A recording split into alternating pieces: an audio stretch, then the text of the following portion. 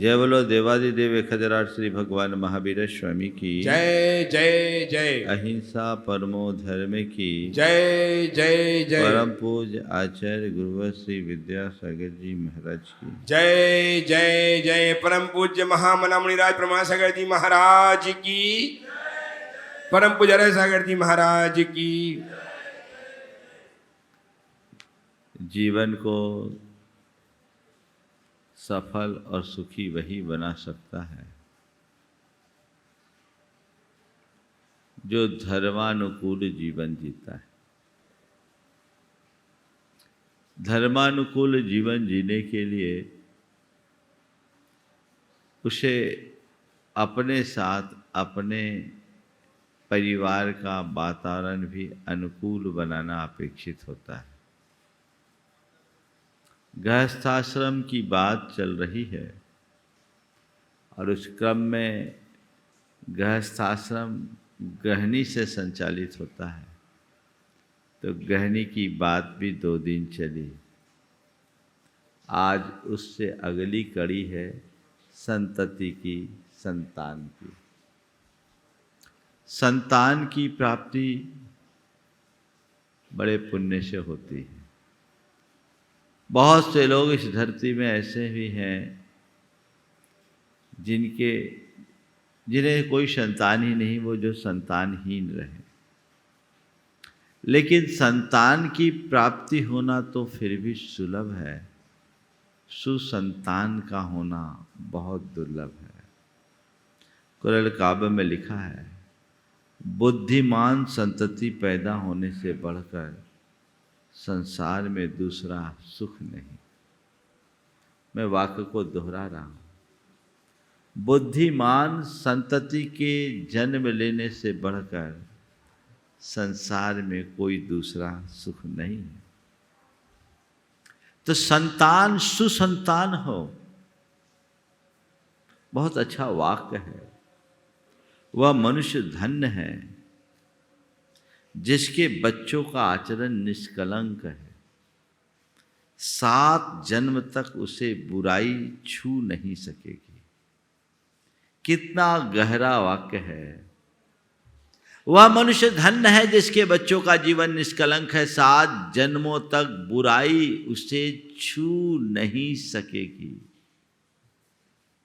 हर कोई चाहता है ना कि हमारे लिए ऐसी संतान मिले या मेरी संतान ऐसी हो जो बुद्धिमान हो, संस्कारी हो, धर्मनिष्ठ हो और चरित्रवान हो। पर सवाल है, ऐसी संतान को कैसे आगे बढ़ाए? संतान को जन्म किसने दिया? तुमने दिया। तो सबसे बड़ी जिम्मेदारी है जिसने जन्म दिया वो संतान को इस तरीके से पाले पोसे कि वह संतान सुसंतान बनकर इस धरती का भूषण बन सके। आज मैं उसकी ही चर्चा करूंगा। पर संतान के प्रति कुरल काव्य में क्या लिखा है, 1-2 वाक्यों से अपनी बात को आगे बढ़ा रहा हूं।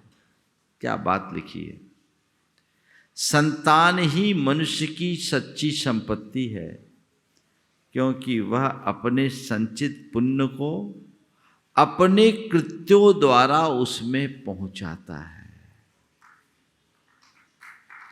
संतान ही मनुष्य की सबसे असली संपत्ति है, क्योंकि वह अपने संचित पुण्य को अपने कृत्यों द्वारा उसमें पहुंचाता है। अब संतान या संतति में वह सब कुछ देखना चाहते हो तो तुम्हारे संतान के पालन पोषण का तौर तरीका अच्छा होना चाहिए।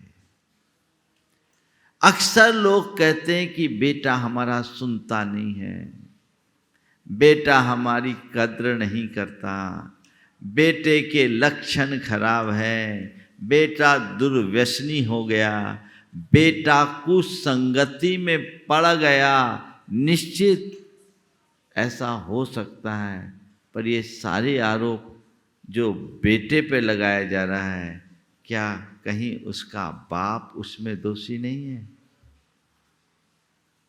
कहीं ना कहीं उसके बाप का भी कोई ना कोई रोल है। यदि उसने ठीक रीति से उसका लालन पालन किया होता तो शायद ऐसा नहीं होता।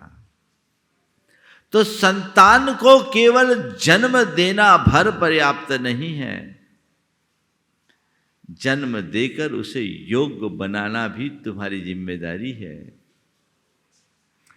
नीतिकार लिखते हैं कि जो मनुष्य अपने संतान को जन्म देकर उत्तम संस्कार नहीं देता, वह धरती पर बोझ बढ़ाने का अपराध करता है। संतान को जन्म दिया है तो उसे इस तरीके से करो कि वह अपने जीवन को आगे बढ़ा सके। पुत्र के प्रति पिता का क्या कर्तव्य, देखिए विचार कि पुत्र के प्रति पिता का कर्तव्य यही है कि उसे सभा की प्रथम पंक्ति में बैठने योग्य बना दे,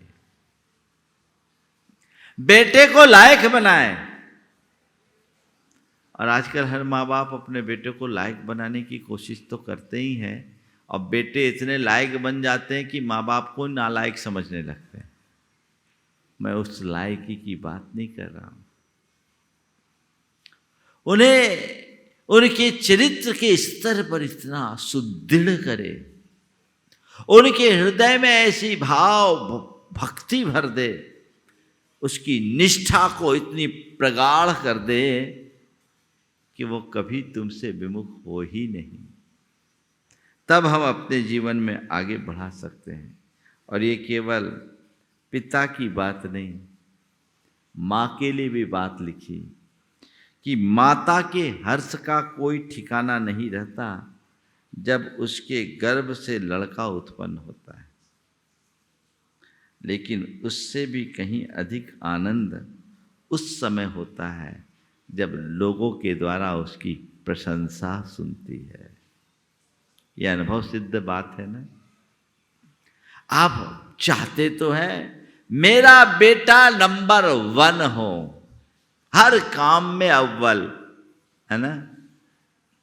तो उस तरह का काम भी तो होना चाहिए।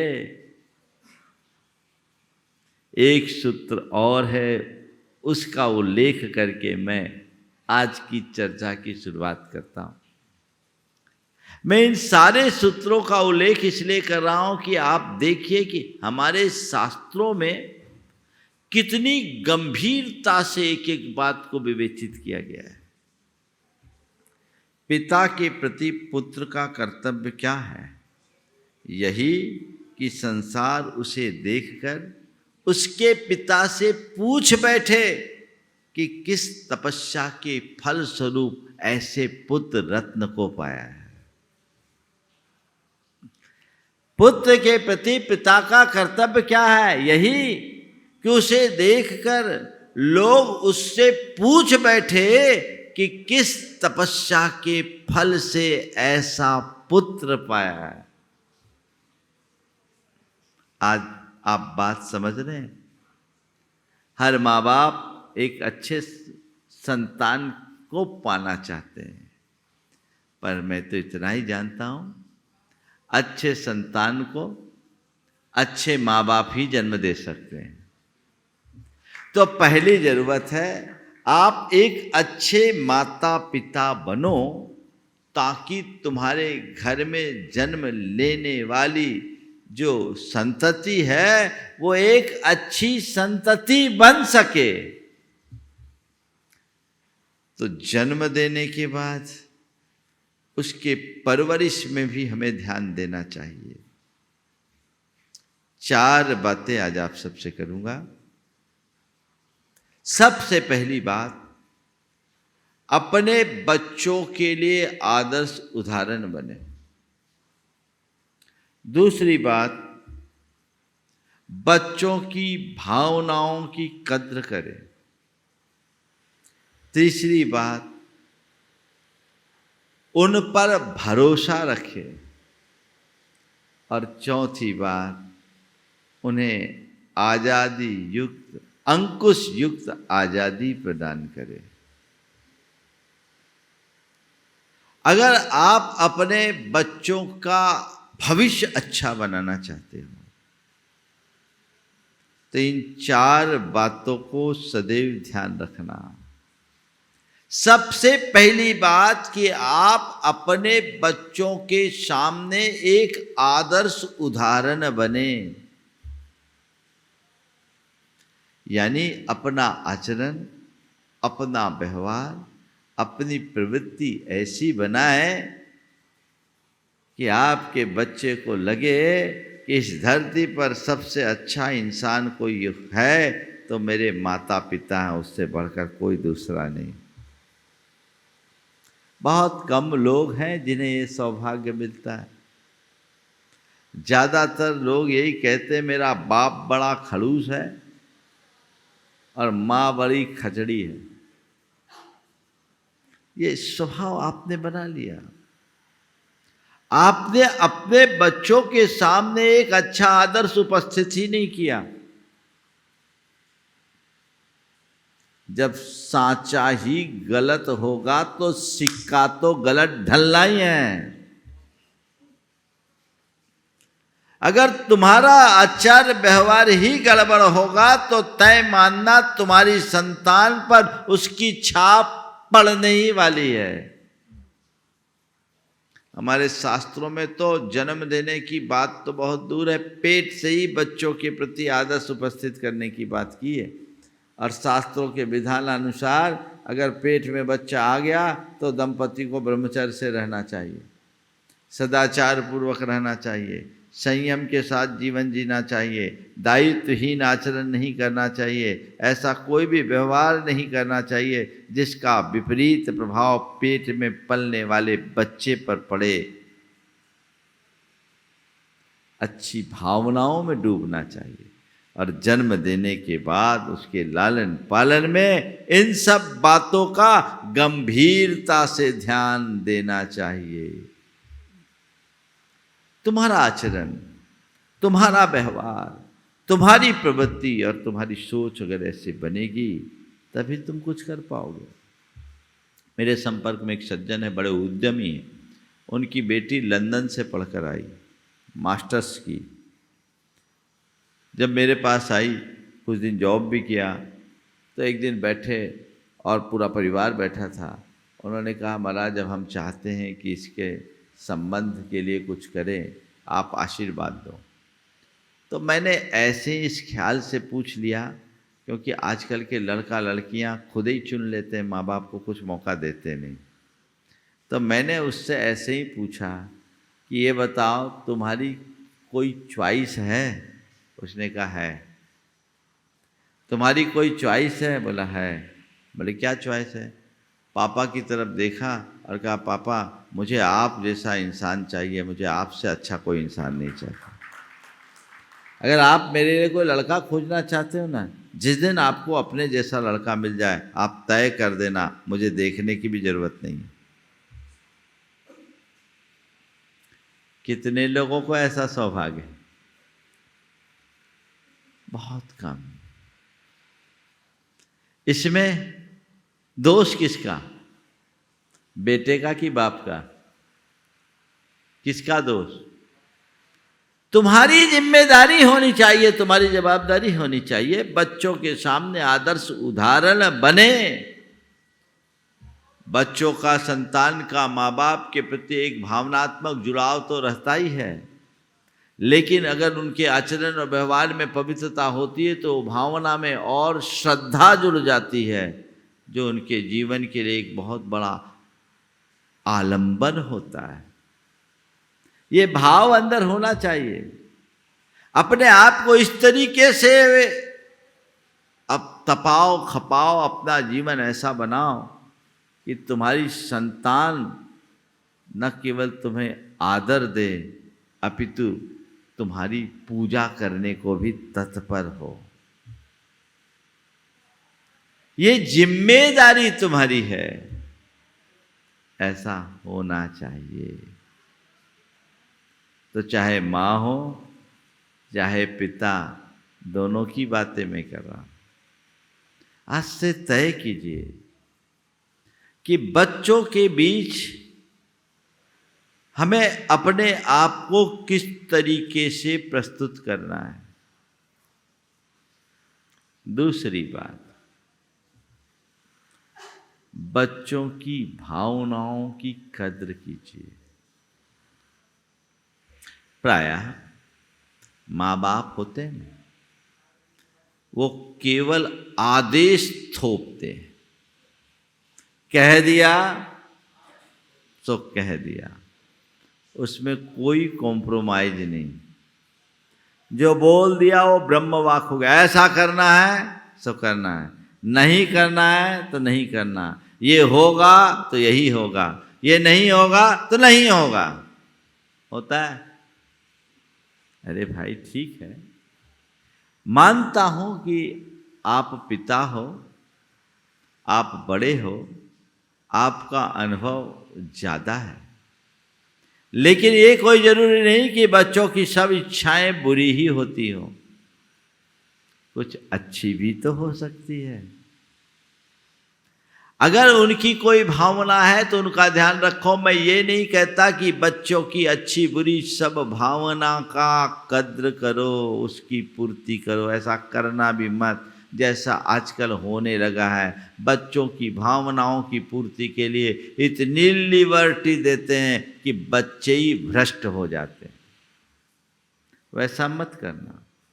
भावनाओं की कद्र करने का तात्पर्य ये है कि उनको समझो, अच्छी भावनाओं का सम्मान करो, और यदि कहीं कुछ गड़बड़ है तो उन्हें कन्विंस करो, उन्हें सहमत रखो, तब कुछ काम होता है। देखिए बच्चों की भावनाओं की कद्र कैसे की जाती है।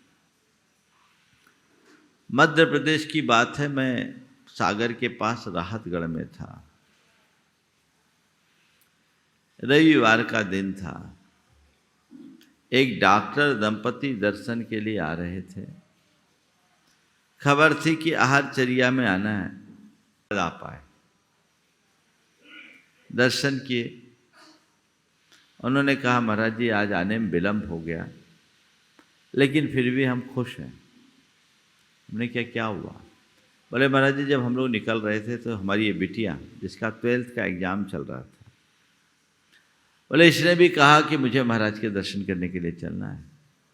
तो महाराज जी मैंने पहले मना कर दिया कि नहीं, तुम्हारा एग्ज़ाम है, हम लोग वहाँ रहेंगे और काफ़ी टाइम लगेगा, तुम्हारी पढ़ाई खराब होगी, तुम तो अपनी पढ़ाई करो, तुम एग्ज़ाम दो। मैंने कहा पापा बहुत दिन हो गया है महाराज का दर्शन किए, और आप अगर दर्शन करा दोगे तो शायद हमारा परफॉर्मेंस और अच्छा होगा, मन लगा कर। नहीं कह दिया ना, तुम्हें पढ़ाई करना, हम लोग जाने दो। लड़की अपना सा मुंह लेके रह गई, और क्या कर सकती। उन्होंने गाड़ी बढ़ाई, 15 किलोमीटर चले आए। उस लड़की का चेहरा घूमता रहा। पापा आप अगर दर्शन कराओगे तो हमारा परफॉर्मेंस और अच्छा होगा। मन में आया कि जरूर हमने गलती की, तुरंत गाड़ी रिवर्स की। घर आए, बेटी से कहा बेटी सॉरी, हमने चूक कर दी, चलो तुम भी चलो, दर्शन के लिए चलना है, महाराज के दर्शन करके आज हम लोग जल्दी आ जाएंगे। बेटी छाती से लिपट गई और बोला महाराज जी इसमें लेट हुआ, लेकिन बेटी के मन में हर्ष, आंसू की धार। पूरा परिवार अंदर से प्रमुदित। मैं आपसे सवाल करता हूं, क्या कभी आप अपने बच्चों की भावनाओं का इस स्तर पर ख्याल रख पाते हो?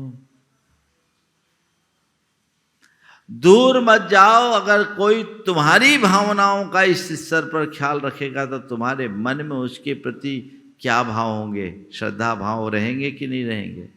उसके प्रति प्रेम भाव होगा कि नहीं होगा? और जो तुम्हारी भावनाओं का ख्याल ही नहीं रखे तो उसके प्रति प्रेम बनेगा क्या?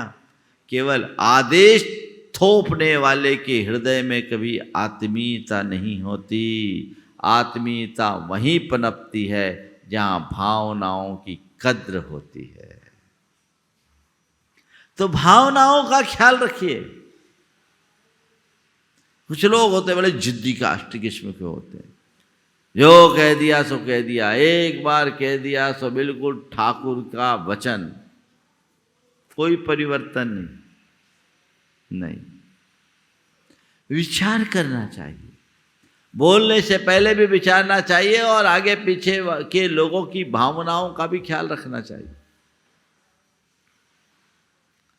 एक स्थान पर मैं था, वहां मंदिर बनना था और एक युवक, बड़ा प्रभावी युवक था, एक सक्रिय भी था। मंदिर के निर्माण में उसकी सबसे ज़्यादा रुचि थी। जहाँ कहीं भी हमारे सानिध्य में मंदिर बनता है तो मैं पहला प्रयास ये करता हूँ कि समाज के कुछ लोगों को जोड़कर मंदिर के निर्माण के लिए जितना आवश्यक और अपेक्षित है उतनी राशि एकत्रित करवा लेता हूँ, अलग अलग शिलान्यास के रूप में। तो मैंने कहा भाई आधारशिला और कुर्म शिलाएँ रखने के लिए एक राशि निश्चित करो जिससे लोग रख लें। उस युवक की हार्दिक इच्छा थी कि एक शिला हमारे परिवार के द्वारा रखी जाए। वो संपन्न भी था, संपन्न था, किसी चीज़ की कमी नहीं, लेकिन घर में पिताजी से पूछे बिना कुछ किया नहीं जा सकता। पिताजी से पूछा, पिताजी ने कहा अभी अपने को नहीं करना। अब सामने वाला मुंह लेकर रह गया अपना सा, सारे उमंगों पर पानी फिर गया। पिताजी का नेचर था, एक बार ना तो ब्रह्मा भी हानि करा सकता। बहनों से कहा नहीं अभी नहीं करेंगे, औरों को करने दो। वो अंदर से रो रहा है, लेकिन अब सामने पिता है, पिता की बात को कैसे काटूं। मुझ तक बात आई, समाज के जो उसके मित्रगण थे जो वहाँ बड़ी सक्रिय थे, बोले महाराज जी इच्छा तो इनकी भी है पर पिताजी के द्वारा है, पर महाराज जी पिताजी ऐसे हैं कि आप भी कहोगे तो नहीं करेंगे। तो मैंने कहा हम कहेंगे काय को। पर महाराज जी इच्छा, बोले चिंता मत करो, हमारे कहने का कई तरीका होता है, देखो तुम्हारा ऑपरेशन सफल होगा। मैंने प्रवचन किया, प्रवचन में वो बातें थे और उस दिन प्रवचन में पिता पुत्र के संबंध पर बात हुई, संबंध पिता पुत्र के। और मैंने एक वाक्य का प्रयोग किया, जिद्दी नहीं जिंदा दिल बने। और मैंने देखा कि मेरे प्रवचन को सामने वाला बड़ी गंभीरता से सुन रहा था। प्रवचन खत्म हुआ, वो व्यक्ति मेरे पीछे पीछे मेरे कक्ष में आ गया, आकर के पूछता है महाराज जी वो सब शिलाएं सुनिश्चित हो गई क्या। हमने कहा पूछता हूँ इन लोगों से क्या बात है, सब लोग वहीं थे। बोलो क्या बात है भाई, सारी शिलाएं पूरी हो गई। बोले महाराज जी एक बाकी है। तो उन्होंने कहा महाराज जी ये अवसर मुझे मिल जाए तो बहुत प्रसन्नता होगी। हम बोले अच्छी बात है, क्या करो, हम अंदर से तो चाहते ही थे, सब चाहते थे। मोस्तू किया और उस घड़ी उनके बेटों के और बहुओं की आंखों में जो आंसू, उनकी धर्मपत्नी में जो खुशी की आंसू अपार। उन्होंने कहा महाराज आपने एक बहुत बड़ा विकल्प मिटा दिया, यदि ये कार्य नहीं होता तो पूरे जीवन हमारे मन में कसक बनी रहती कि समर्थ होने के बाद भी हम एक अच्छा कार्य नहीं कर पाए। तो मैं आप सबसे कहता हूँ भावनाओं की कद्र होनी चाहिए। समझिए, हाँ बच्चों की भावनाएं कुछ ज्यादा उछाल मारती है, उन्हें प्रेम से समझाइए, सीधे सीधे डांट टपट मत कीजिए, आपका रास्ता अच्छा होगा। तीसरी बात, आजादी युक्त अंकुश युक्त आजादी रखिए बच्चों को। न तो एकदम आजाद कीजिए और न ही एकदम नियंत्रण में रखिए। आजादी भी दीजिए और अंकुश भी रखिए। मतलब जैसे कहीं पौधा लगाते हैं ना, तो उनकी सुरक्षा के लिए एक ट्री गार्ड लगाया जाता है। कहाँ लगाते हैं? एकदम पेड़ से चिपका के कि थोड़ा डिस्टेंस से? अगर एकदम चिपका के लगा दे तो पेड़ बढ़ ही नहीं पाएगा, उसको हिलने डुलने का अवसर चाहिए। तो एक डिस्टेंस रहता है ताकि मवेशी उसे नुकसान न पहुंचाए और पेड़ बढ़ जाए। इसी तरह बच्चों पर जरूरत से ज़्यादा निषेध और नियंत्रण थोप देंगे तो उनकी प्रगति वहीं रुक जाएगी, और सारे नियंत्रण हटा दोगे तो उनकी परिणति बिगड़ जाएगी। प्रगति का रुकना भी ठीक नहीं, परिणति का बिगड़ना भी ठीक नहीं। तो उनके लिए एक लक्ष्मण रेखा खींच दीजिए और कहिए बेटा इसके भीतर तुझे जो करना है सो करना, पर ये चीज़ें हमारे घर में कभी नहीं चल सकती, इसका तुझे ख्याल रखना है। और न केवल निर्देश दीजिए, नज़र भी रखिए। नज़र रखिए क्या कर रहा है, क्या नहीं कर रहा है, कहाँ उठ रहा है, कहाँ बैठ रहा है, किसके साथ जाना है, किसके साथ आना है, इसका ध्यान रखिए। आजकल तो इतनी सुविधा दे रहे हैं, चाहे बेटा हो बेटी, रात में कब आ रहा है कब जा रहा है कोई पता नहीं। 12-12 बजे रात तक, 2-2 बजे रात तक लड़कियां भी हो लड़के भी हो इधर उधर घूमते रहते, होटलों रेस्तराओं और पबों में जाकर के कार्यक्रमों में भागीदारी रखते रहते हैं और सब तरह के व्यसनों में संलिप्त हो जाते हैं। और फिर आए दिन उल्टी सीधी दुर्घटनाएं सामने आ जाती है, चाहे वो बलात्कार के हों या अन्य प्रकार के शोषण और व्यभिचार के। आखिर ऐसा क्यों? ये नहीं होना चाहिए। अंकुश तो होना चाहिए, आज़ादी भी होनी चाहिए, पर या तो पूरी तरह आज़ाद कर देते हो या बहुत ज़्यादा अंकुश लगा देते हो। गलत। बहुत ज़्यादा अंकुश नहीं लगाना, ज़्यादा टोका टाकी मत करना। 10 गलती पर एक बार डांटना, एक गलती पर 10 बार डांटने की कोशिश मत करना। सास बहू के लिए भी मैं बताऊंगा, पिता पुत्र की भी यही बात है। अपनी प्रासंगिकता को बनाए रखना चाहते हो तो वक्त पर बोलो, कम बोलो, उतना ही बोलो जितना बोलना जरूरी है। मैं अक्सर उदाहरण देता हूँ, तुम्हारे हाथ में घड़ी है, सेकेंड का कांटा हर पल टिक टिक टिक टिक टिक टिक टिक टिक कर रहा है, कभी ध्यान जाता है? और कहीं अलार्म पेंडुलम वाला घंटी हो, घंटा होता है तो घंटे का कांटा एक साथ करता टन, है ना? और टन सुनते ही तुम लोग सन्न हो जाते हो। हाँ? क्या हुआ? 1 घंटे में 1 बार बजता है, सबका ध्यान खींच लेता है और टिक टिक टिक टिक सेकेंड का कांटा कुछ भी करता है। तो मैं आप सबसे कहता हूँ, सेकेंड के कांटे की भांति टिक टिकाने की आदत छोड़िए, घंटा का कांटा बने और जब मौका आए 1 बार टन कर दीजिए। समझ गए? कुछ लोग बोलते ही रहते हैं, तो बच्चे भी कहते हैं मम्मी की तो आदत ही ऐसी है, हमारे पापा का तो आदत ही है बक बक करने की। ये एक और टाइटल मिल जाता है, क्या? बक बक। बक बक क्यों करना? हमें अपने आप पर संयम रखना होगा। 10 गलती पर 1 बार बोलना है, 1 गलती पर 10 बार नहीं बोलना। और आखिरी पॉइंट, मुझे 3 मिनट में 2 मिनट में बात पूरी करना है। बच्चों पर भरोसा रखिए, उनकी योग्यता और काबिलियत का आकलन कीजिए। कई पिता ऐसे होते हैं जो आखिरी तक बच्चा कितना भी समर्थ हो जाए उसे बच्चा ही मानते हैं, उसे उभरने और निखरने का अवसर नहीं देते। या फिर कुछ ऐसे होते हैं कि बच्चों पर शंका करते रहते हैं, कहीं कुछ गड़बड़ तो न कर ले, गड़बड़ तो न कर ले। वो अपने बच्चे के साथ बाप की जगह पुलिस का रोल निभाने लगते हैं, भूल जाते हैं कि मैं पिता हूँ, पुलिस नहीं। ऐसा ठीक बात नहीं है।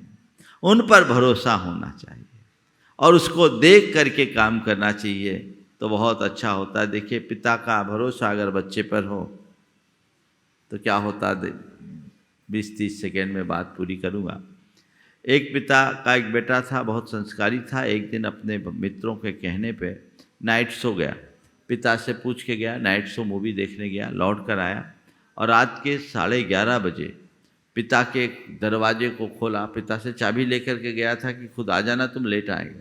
लेकिन दरवाज़ा खोल कर अंदर गया, दरवाज़ा खोला, पिता का दरवाज़ा खटखटाया, बोला पापा दरवाज़ा खोलो। बोले क्या बात है, सुबह बात कर ले। नहीं पापा अभी बात करना, इसी समय बात करना, आप दरवाज़ा खोलो प्लीज़, दरवाज़ा खोलो। पिता ने दरवाज़ा खोला, देखा बेटा बदहवास सा। बोला क्या हो गया? बोले पापा आज मुझसे बड़ा अनर्थ हो गया। दोस्तों के कहने पर लौटते समय मुझे बहुत आग्रह किया, सबने शराब पीने के लिए कहा, तो मैंने भी एक बार मेरा मन हो गया टेस्ट करके देखने में क्या बुराई है, तो मैंने एक चुल्लू शराब पी ली। बेटा गलती की, आगे नहीं करना। बोले पापा मेरा हृदय कचोट रहा है, मुझे इस बात का उतना दुख नहीं कि मैंने शराब पी, मुझे इस बात का दुख है कि मैंने आपका भरोसा तोड़ दिया। आपसे ज़्यादा मेरे मित्र मेरे लिए महत्वपूर्ण हो गए। पापा मुझे माफ़ करो और आज के बाद मैं ऐसी गलती कभी नहीं करूँगा। पिता ने बेटे को गले से लगा लिया, बेटा मुझे तुझ पर नाज है, ये भरोसा होना चाहिए। कितने माँ बाप ऐसा कर पाते हैं? यदि ऐसा करेंगे तो सुनिश्चित तौर पर जीवन अच्छा बन पाएगा और अपने जीवन को अच्छा बना सकेंगे। बस हर व्यक्ति एक अच्छी संतान और एक संतति को जन्म देकर जीवन को अच्छा बनाए, इस स्वभाव के साथ यहीं पर विराम। बोलिए परम पूज्य आचार्य गुरुवर श्री विद्यासागर जी महाराज।